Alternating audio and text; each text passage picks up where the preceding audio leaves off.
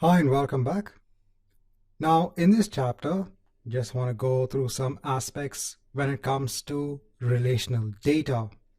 So when it comes to your relational databases, such as Microsoft SQL Server, or when it comes to Oracle and when it comes to MySQL, so all of your data is stored in the form of tables. So over here, I'm giving some examples of some tables. So over here, I have the customer table and I have a courses table. So the first table goes ahead and stores information about a customer. So over here, you have the various columns. You have the customer ID, the customer name, and the address column. And over here, you have 4 rows of data.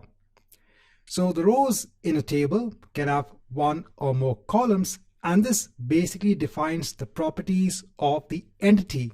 Over here, the entity is the customer. Similarly, for the courses, over here you have the information about the courses itself.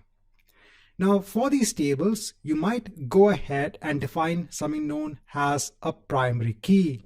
So this helps to uniquely identify each row in the table. So for example, in the courses table, you could go ahead and define the course ID as your primary key. That means each course ID that you have is unique in the table.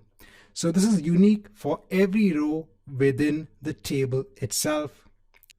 So this helps to identify each row within the table. So similarly for the customer table, you might go ahead and have the customer ID as the primary key. Now again, in a later on chapter, we'll see how to work with tables, how to work with data when it comes to an Azure SQL database. Now if I go ahead and scroll down, so again similarly I have an orders table as well. Now when it comes to querying your data, so one aspect is the storage of the data. The other aspect is, let's say you want to get some information from a table.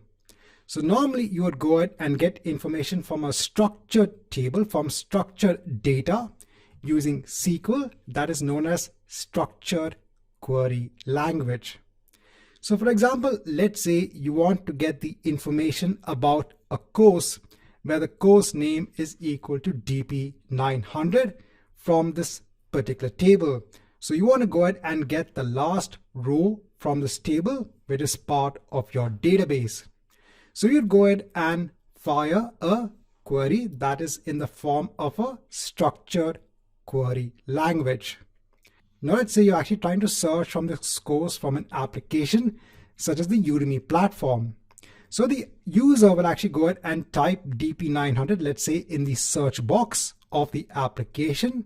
The application will then go ahead and internally send this structured query onto the database. The database would look at the table, get the information, and return it back onto the application. The application will then render the details about the course and give that information on to the customer. Right, so in this chapter, I just want to give an overview when it comes to some aspects, when it comes to storing data, when it comes to storing structured data, and when it comes to querying your data.